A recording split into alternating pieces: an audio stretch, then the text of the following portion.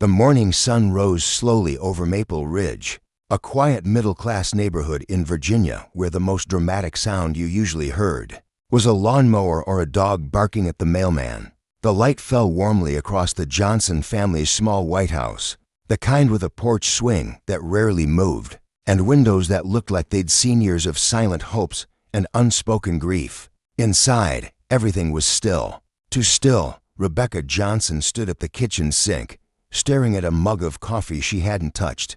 The past 7 months had aged her more than the previous 7 years. Ever since Daniel, her younger brother, a decorated Army medic, disappeared without a trace. She'd carried a weight that felt heavier than any uniform he ever wore. She missed him, but what she missed most was certainty, knowing he was out there somewhere, breathing, fighting, surviving. Now all she had were rumors, reports, and the deafening absence of answers outside. The mail truck slowed in front of the house. Rebecca barely noticed until she heard the mailbox clang shut. The sound sliced through the quiet like a warning bell. She wiped her hands, walked outside, and opened the mailbox. Bills, coupons, a church newsletter. And then an envelope, thick, ivory paper. Her name written in Daniel's handwriting, unmistakable, sharp but slightly tilted, like he always wrote when he was nervous. Her breath stopped. The world tilted. No one knew his handwriting except family. No one should have access to it. And Daniel had been missing for months. Her fingers trembled as she held it, as if the paper itself was humming with the truth. She wasn't ready for. She backed into the house, locking the door behind her. "Mom?" came a tired voice from the hallway. Her son, 17-year-old Caleb, shuffled out, hoodie half-zipped, eyes heavy. "You okay?" Rebecca didn't look up. She couldn't. Her throat had closed. "It's from him." Caleb froze. "No way." She placed the envelope on the table like it might explode. For a long moment, silence stretched between them, the kind that carries fear, hope, and disbelief all at once. Slowly, carefully, Rebecca opened it. Inside was a single folded letter.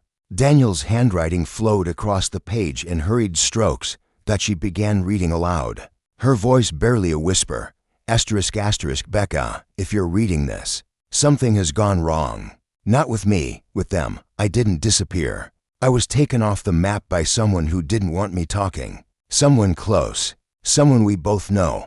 I'm writing this from a place I can't describe, but I'm safe for now. What I saw wasn't supposed to be seen. What I heard wasn't supposed to be heard. And if they find out I wrote this, tell Mom I didn't abandon her. Tell Caleb he was right. The truth always finds a way. There's a reason I chose today. You'll understand soon. Don't trust anyone until you find the second message. It's hidden where we used to argue about who had the better future. You'll remember. Please. Be careful. Daniel. ***. The kitchen seemed to shrink as the words settled into the air. The letter felt alive, pulsing with danger, fear, and some truth they were never meant to know. Caleb swallowed hard. "Mom, what does that even mean?" "Someone we know. Hidden message. Where did he send this from?" Rebecca didn't answer. She was back inside her own memories, searching, spinning, falling. Where we used to argue about who had the better future. She knew exactly what that meant. The old oak tree behind Fairview Community College. The place Daniel went before joining the Army. The place she would walk him to when he doubted himself. They had fought under that tree more times than she could count. Dreams, futures, failures, all of it spilled onto those roots. But her stomach twisted. Why hide something there? How did he even send a letter? And why now, on an ordinary morning 7 months after vanishing? Her mind raced, but the weight of the letter held her still. "Mom?" Caleb pressed. "We should call someone. The police. The VA. Somebody." "No," she said sharply, surprising both of them. "He said not to trust anyone. We follow his instructions, nothing else. But what if it's dangerous? It already is." Her voice cracked, and for the first time, Caleb saw fear, real fear, in her eyes. Rebecca steadied herself and examined the envelope again. Something felt off. The paper was thick, smooth, expensive, not military standard. The stamp wasn't postmarked. No date, no processing. Someone had delivered it by hand. Caleb. He didn't mail this. Then who did? She didn't answer. Her pulse pounded in her ears. She checked the envelopes inside again, running her finger along the seams. And that's when she felt it. A raised edge, subtle, hidden beneath the paper lining. A second layer. A double wall. Someone had sealed something inside. She grabbed a butter knife and gently peeled the lining away. A tiny folded slip of paper slid out. No bigger than a fortune cookie message, creased from being hidden so tightly. She opened it. Only one line was written. "You are already being watched." The room went cold. Caleb stepped back. Wait, what? Watched by who?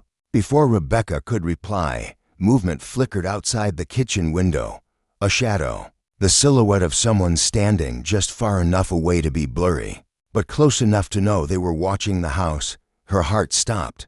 Caleb moved toward the window, but Rebecca grabbed his wrist. "Don't." The shadow shifted, then walked away, slow, deliberate, as if sending a message. Rebecca grabbed Daniel's letter again, scanning the lines as if something new might appear. But it didn't. The truth was already there, screaming silently from the ink. Someone close. Someone they knew. Someone who didn't want Daniel talking. Someone who didn't want them finding the second message. She closed her eyes, breathing hard. "We're going to the oak tree," she said. Caleb shook his head.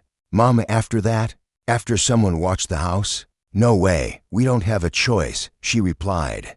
"Daniel trusted us. He warned us. And he put something out there because he knew. He knew today mattered." She folded the letter back into the envelope, slipped the small hidden message into her pocket, and grabbed her keys. The house felt darker as they prepared to step out, as if the walls themselves were listening. As they opened the door, Rebecca paused. The street looked normal, peaceful, sunlit, but it didn't feel normal anymore. Every parked car felt suspicious. Every passerby looked too long. Every breeze carried tension. Caleb exhaled shakily. "Mom, what if we're too late? What if someone else already knows about the second message?" Rebecca gripped the letter tightly. "Then we find it before they do." They stepped forward. Just as the door closed behind them, a small black SUV at the end of the street flicked its headlights twice, like a signal, and slowly began to follow. The drive to Fairview Community College took 20 minutes, but every second felt stretched thin with tension. Rebecca kept checking the rearview mirror, watching the black SUV maintain a steady distance behind them, never too close, never too far. It wasn't speeding. It wasn't hiding. It wanted to be seen. Caleb noticed too. "Mom, they're tailing us." "I know," she whispered. It was midday now, the sun high, bright, revealing every detail of the world except the intentions of the person following them. Daylight should have offered comfort, but instead it exposed how vulnerable they really were. As they reached the campus entrance, the SUV didn't turn in. It rolled past slowly, the tinted windows swallowing the driver's face like a secret meant to stay hidden. Rebecca exhaled shakily. "They know where we're going." The college grounds were almost empty. It was summer break. Only a handful of students walked across the sunlit pathways, unaware of the quiet storm unfolding around them. The oak tree stood at the far end of campus, tall and ancient, its branches stretching like a watchful guardian over the grassy field. The same place where she and Daniel had argued about dreams, failure, and the future. The same place that shaped so much of who he became. Stubborn, hopeful, wounded, brave. "Are you sure this is it?" Caleb asked. "He said we'd argue about who had the better future," Rebecca replied. This is where it happened. Every time they approached the tree, the sound of their footsteps crunching softly in the sun-dried grass. Rebecca kneeled, scanning the roots, the bark, the carved initials from years of students leaving pieces of their stories behind. Caleb searched the other side. "Mom, what exactly are we looking for?" "I don't know," she admitted. "Maybe a note, a mark, anything that feels." "Daniel," she pressed her palm against the bark, hoping to feel some sign of him. And then she did. A small metal object caught the light at the base of the trunk, wedged between two thick roots. Rebecca reached for it. It wasn't metal. It was a silver USB drive worn at the edges, like someone had held it tightly for a long time. Her breath hitched. "This must be it," she whispered. Caleb knelt beside her. "What if it's trapped? Or tracked? It doesn't matter. He left it for us. She took the USB and closed her hand around it, feeling how cold it was despite the sun's heat. Suddenly, a voice called out behind them, "Hey, you two." Rebecca spun around, heart pounding, but it was just a campus security officer walking toward them. He was young, early 20s, sweat beading down his forehead. "You can't be digging around the grounds," he said. "Is everything all right?" Rebecca hid the USB behind her back. "Sorry, we're just visiting an old memory." The officer nodded, but his eyes lingered too long. "Okay, well, just let me know if you need anything." He walked away, but something about him felt off. The way he had approached, the way he had scanned their faces, like he was looking for confirmation of something. Caleb whispered, "You think he knows?" Rebecca's jaw tightened. "I think everyone knows except us." They hurried back to the car. The drive from the college to the military memorial took another 15 minutes. Daniel had mentioned in the letter that today mattered, and today was the anniversary of the memorial's dedication, an event Daniel never missed before disappearing. The memorial sat in the center of a sunlit town park. Rows of engraved names shimmered under the bright daylight, each representing someone who had served, fought, or fallen. The place was quiet, peaceful, almost sacred. Rebecca and Caleb stepped out, scanning the area. "Why here?" Caleb asked. "Because this is the last place he felt proud," she whispered. Before everything happened, they walked along the memorial wall, past the wreaths and small flags left by loved ones. Birds chirped overhead, the breeze warm, carrying the scent of cut grass and sun-warmed stone. Rebecca pulled the USB from her pocket. "We need to see what's on this." "But where?" Caleb asked. "We can't just plug it into something in public." Rebecca looked around until her eyes landed on a small visitor center at the edge of the memorial. Glass windows, lights on, computer desks inside.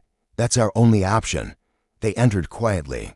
The place was empty, probably because it was lunchtime. Computers lined the wall, all logged out. Waiting. Rebecca sat at one, hands trembling as she slid the USB into the port. The screen flickered. A single video file appeared. Untitled. She clicked it. Daniel's face filled the screen. "Alive, exhausted, bruised, but alive. Becca, if you're watching this, then they know you're involved." Rebecca covered her mouth. Tears slipped down her cheeks. Daniel continued, "They're not after me. They're after what I found. Proof that someone in our own ranks was laundering military support funds and framing medics like me when we tried to report it. I wasn't the only one who disappeared. I was just the loudest." His eyes shifted, like he was listening to someone outside the frame. "I can't say names, not here, but it's someone powerful, someone who can erase records, shift blame, and make anyone vanish. Someone I never thought would betray us." Rebecca felt the room shrinking around her. Daniel leaned closer to the camera, voice low. "If you got the letter, go to the place where the truth is kept in stone. Everything else will make sense when you get there. But don't delay. I don't know how long you have before." The video cut to static. Caleb gasped. "What happened? Is that all?" Rebecca rewound, but the same thing happened each time. The message ended abruptly, like it was cut off suddenly. Before she could pull the USB, a noise startled them. The door of the visitor's center closing. Soft footsteps entered behind them. Rebecca's stomach twisted. Caleb whispered, "Mom, someone's here." She slowly turned. A tall figure stood in the doorway, sunlight behind him, face hidden in shadow. But his outline was familiar in a way that made Rebecca's heart drop into her stomach. The man stepped forward, voice cold. "Steady, you weren't supposed to open that letter." Rebecca's breath froze. The voice, she knew it. Caleb knew it. It belonged to someone they trusted. Someone Daniel once trusted with his life. Rebecca tried to stand, but the man raised a hand. "Don't move. You've already crossed a line you can't walk back from." Her pulse thundered in her ears. "What did you do to my brother?" she whispered. The man smiled, not kindly, not warmly, but with the confidence of someone who held all the cards. "Oh, Rebecca," he said softly, "if you want to see Daniel again, you're going to hand over that USB." Caleb stepped in front of her, fists clenched. "You're not getting anything," he said. And for a split second, The man's smile faded. Footsteps sounded outside. Many footsteps. Shadows. Past the windows. Someone else was coming. Not just one person. Multiple. Rebecca tightened her grip on the us. The man whispered, "You have no idea who you're up against." And behind him, the door handle turned again.